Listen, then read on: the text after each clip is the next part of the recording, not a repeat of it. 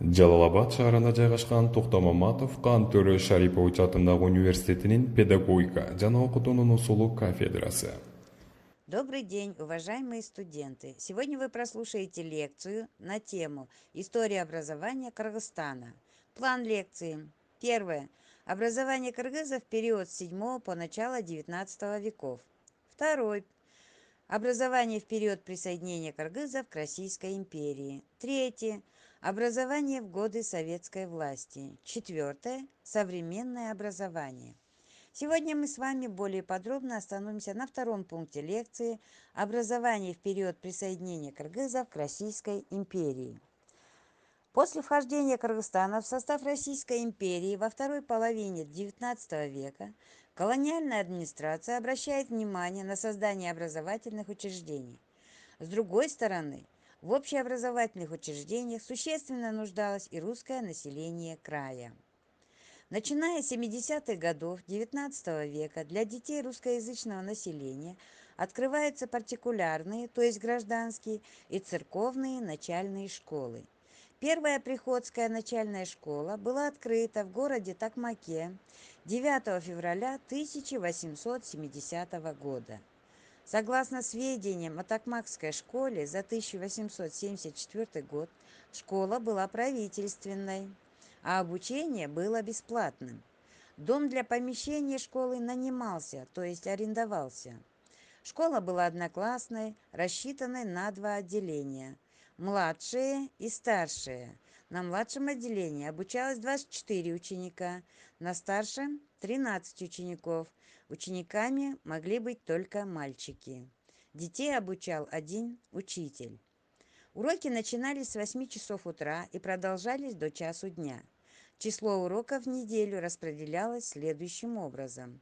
По чтению 6 уроков, арифметике 5 уроков, письму 5 уроков, русскому языку 3 урока, русской истории 1 урок, славянскому чтению 2 и закону Божьему 3 урока. В конце мая проводились экзамены. В 1879 году в городе Каракол было открыто женское приходское одноклассное училище. Начиная с 1876 года было признано полезным преподавание в русских школах кыргызского языка на основе введения русской транскрипции, то есть использовался русский алфавит. С каждым годом количество желающих получить образование возрастало. Поэтому в 70-е годы XIX века создаются так называемые киргизские, а начиная с 1886 года русско-туземные школы. В 1888 году русско-туземные школы были организованы в городе Аше и в других городах и селах Кыргызстана. В Волжской русско-туземной школе в то время обучалось 38 учеников.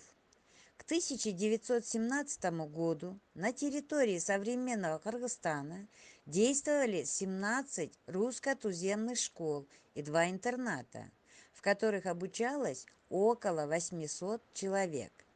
С 1887 года при Волжской русско-туземной школе действовали вечерние курсы для обучения взрослых русскому языку.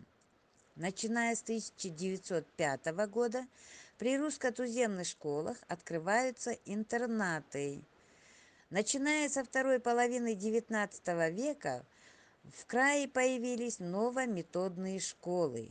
Их особенность заключалась в звуковом методе обучения, обустройстве класса мебелью и наглядными пособиями. Это означало, что в классах устанавливали парты, вешали доску, ставился стол для учителя и было оформлено наглядными пособиями. Ученики пользовались учебниками отдельно для каждого. Обучение детей во всех новометодных школах продолжалось 2-3 года. Таким образом, в системе народного образования Кыргызстана во второй половине XIX – начале XX веков существовали несколько типов общеобразовательных учреждений – гражданские уездные, городские и приходские начальные школы. В них обучались преимущественно дети зажиточных слоев населения, хотя официально в них могли поступать дети всех званий и сословий. Для детей коренного населения создавались пансионы при русских учебных заведениях, русско-туземные школы, а по инициативе местной интеллигенции новометодные школы. Но основной формой обучения местных детей оставались традиционные мусульманские мактабы, как тогда произносилось, или мусульманские миктебы. На этом наша лекция закончилась. Спасибо за внимание. Полный материал по лекции вы можете найти на АВН-портале Международного университета имени Токтамаматова. Еще раз спасибо за внимание. До свидания.